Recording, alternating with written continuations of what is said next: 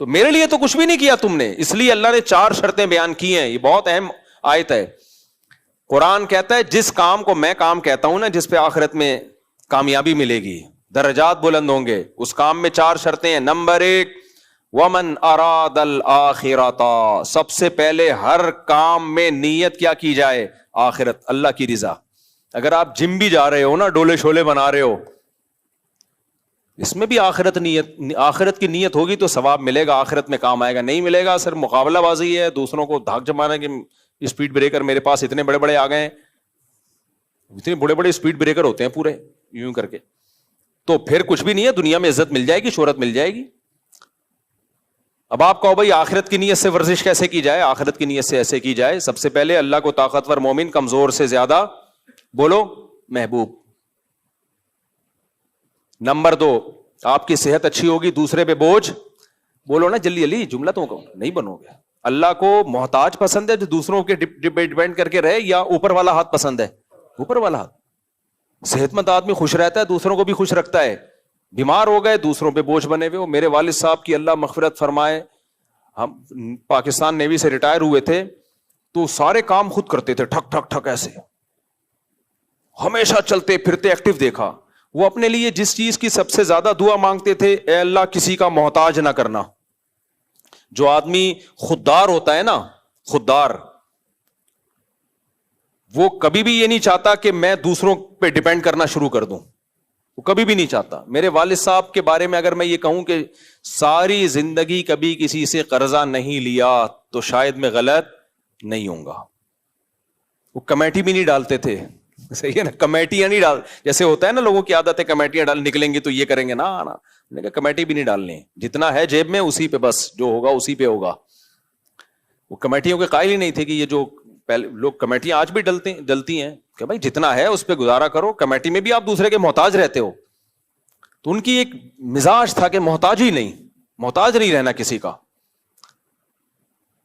آخری عمر میں مجھے یاد ہے فالج سے بچنے کی بہت دعا مانگتے تھے, کیونکہ 63 سال کی عمر تھی, اس میں جو ہے نا فالج کا بڑا خطرہ ہوتا ہے نا, تو وہ اس کی بہت پناہ مانگتے تھے, اللہ مجھے فالج سے بچانا.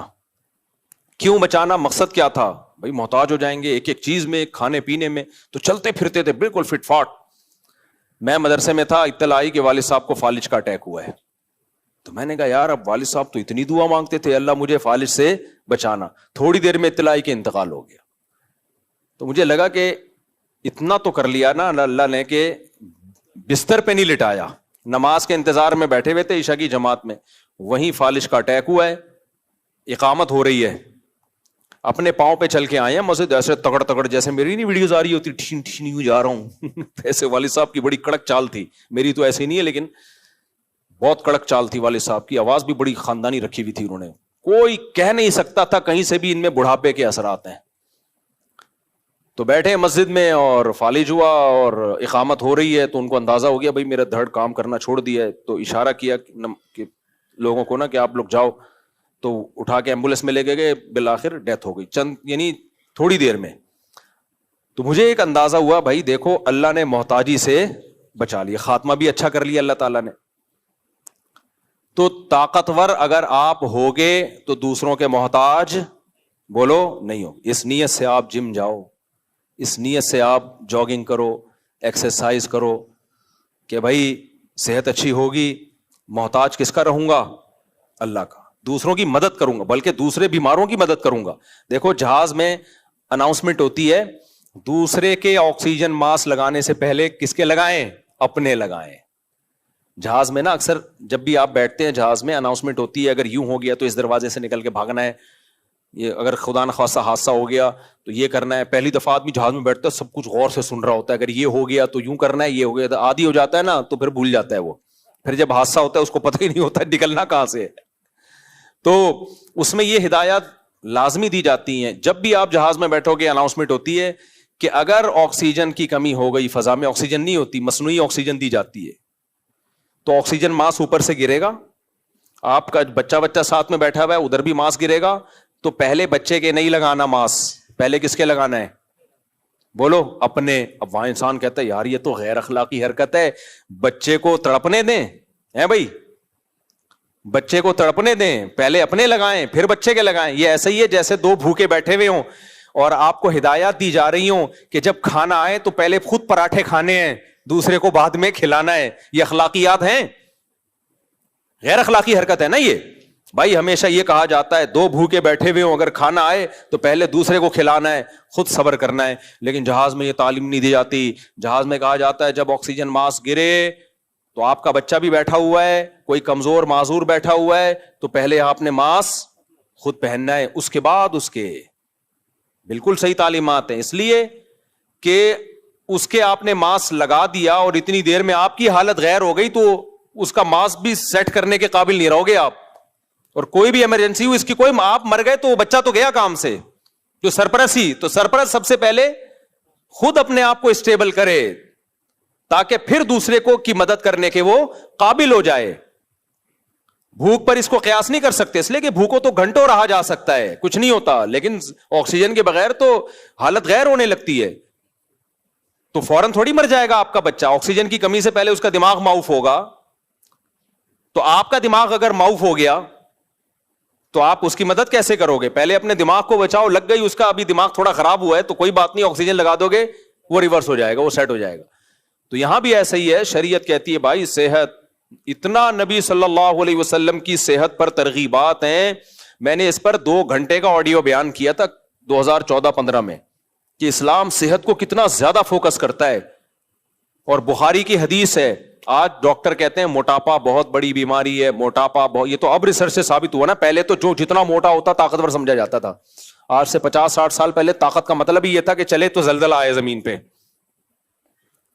اور اسی کو حسن و جمال بھی سمجھا جاتا تھا. او بڑا. بخاری کی حدیث کیا ہے؟ نبی صلی اللہ علیہ وسلم نے ارشاد فرمایا کہ سب سے بہتر میرا زمانہ خیر القرون قرنی ثم الذین یلونہم ثم الذین یلونہم, سب سے بہتر میرا زمانہ, پھر اس کے بعد والا, پھر اس کے بعد والا, پھر اس کے بعد امت میں خرابیاں آئیں گی. تو آپ نے 2 خرابیوں کو ہائی لائٹ کیا, فرمایا 2 خرابیاں سب سے پہلے آئیں گی. حدیث کا مفہوم بیان کر رہا ہوں اپنے الفاظ میں. نمبر 1 جھوٹ, نمبر 2 موٹاپا. نہیں آئی میرا خیال ہے بات؟ ابے جھوٹ کے ساتھ کس کو ذکر کیا جا رہا ہے؟ موٹاپے کو. یہ وہ موٹاپا نہیں جو نیچرل ہو, وہ تو ہوتا ہے, بڑے بڑے نیک لوگ ہوتے ہیں, ان بہت بھاری جسم ہوتا ہے. یہاں موٹاپے سے وہ موٹاپا مراد ہے جو سموسے پہ کیلوریز دیکھے بغیر کھایا جا رہا ہو, کھائے جا رہے ہیں, پھوڑے جا رہے ہیں.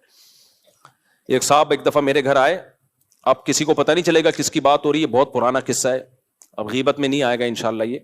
تو میں نے ان کے سامنے سموسے رکھ دیے. بھائی وہ ایک سموسا, دوسرا سموسا, تیسرا سموسا, چوتھا سموسا, ان کی پلیٹ کے قریب کے جو سموسے ختم ہوئے تو اٹھ کے دور چلے گئے میز پہ وہ جو سموسا. مجھے کوئی اعتراض نہیں تھا, اچھا مہمان ہے, لیکن مجھے لگ رہا تھا کہ یار اس بندے کا اسٹیمنا, سموسا ہضم کرنا آسان نہیں ہوتا, اتنا اسٹیمنا ماشاءاللہ. چند دنوں بعد اطلاع آئی کہ ان کو میدے کی بڑی آنت کا یا چھوٹی آنت کا, پتہ نہیں کون سی آنت کا کینسر ہے, اور جوانی میں ان کی ڈیتھ ہو گئی. خیر اللہ ان کی مغفرت فرمائے, نیک آدمی تھے. تو مجھے جب کسی نے بتایا, میں نے کہا وہ جو سموسے جس اسپیڈ سے کھا رہے تھے نا, مجھے لگ رہا تھا کوئی خطرہ ہونے والا ہے, کچھ ہونے والا, اللہ بچائے. تو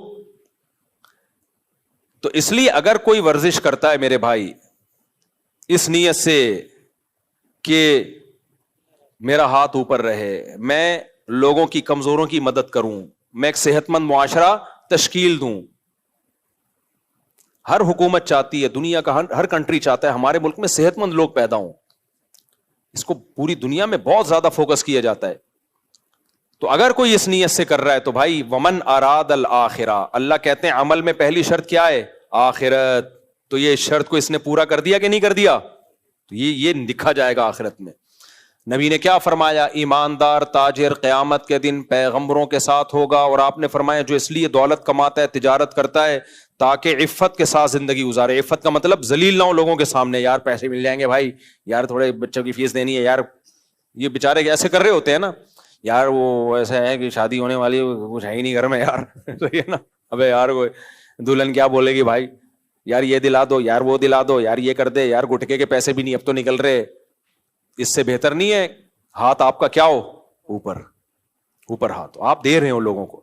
تو اس نیت سے کوئی دولت کماتا ہے تو نبی نے فرمایا قیامت کے دن انبیاء اور صدیقین کے ساتھ ہوگا. تو سب سے پہلی شرط اللہ نے کیا بیان کی؟ بولو من اراد الآخرہ. اس لیے میں لوگوں سے کہتا ہوں ذاتی گھروں میں دلچسپی مت لو, دنیا مسافر خانہ ہے. اللہ نے اضافی پیسہ اگر دے دیا تو پھر اس نیت سے گھر بناؤ, کوئی بات نہیں, ہم مر جائیں گے تو کوئی ایسا مسئلہ نہیں ہے, بعد والے رہ لیں گے اس میں.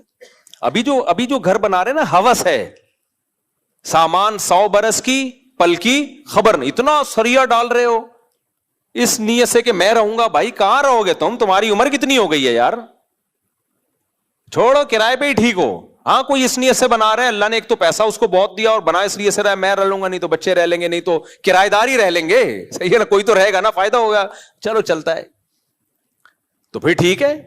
انسانیت کی خدمت. نبی نے کیا فرمایا؟ جس نے درخت لگایا اور نیت کیا ہے؟ آخرت, کہ میں بھی فائدہ اٹھاؤں گا, لوگ بھی. تو آپ نے فرمایا کہ چرند پرند بھی جب تک اس درخت سے کھائیں گے نا, انسان تو دور کی بات, اس کو صدقے کا ثواب قبر میں ملے گا, صدقے کا ثواب قبر ملے گا. چرند پرند بھی جب تک کھائیں گے. کتنی بڑی فضیلت ہے بھائی. اللہ شکور ہے, شکور کہتے ہیں قدردان, وہ ضائع تھوڑی کرتا ہے. تو نیت ٹھیک کر لو میرے بھائی. تو پہلی شرط اللہ نے کیا بیان کی ہے؟ بولو آخرت. شادی بھی کرو آخرت کی نیت سے. آپ کو ہمیں تو پسند آئی بھی, اس چکر میں کر رہے ہیں بھائی. بعض لوگ ٹھڑک پوری کر رہے ہوتے ہیں, وہ کہ ہم کیسے نیت کریں آخرت کی؟ نیت کی جا سکتی ہے. نیت ایسی چیز ہے 2 منٹ میں چینج ہوتی ہے. دیکھو آپ 4 رکعت پڑھ رہے ہو ظہر کی, ابھی جماعت کھڑی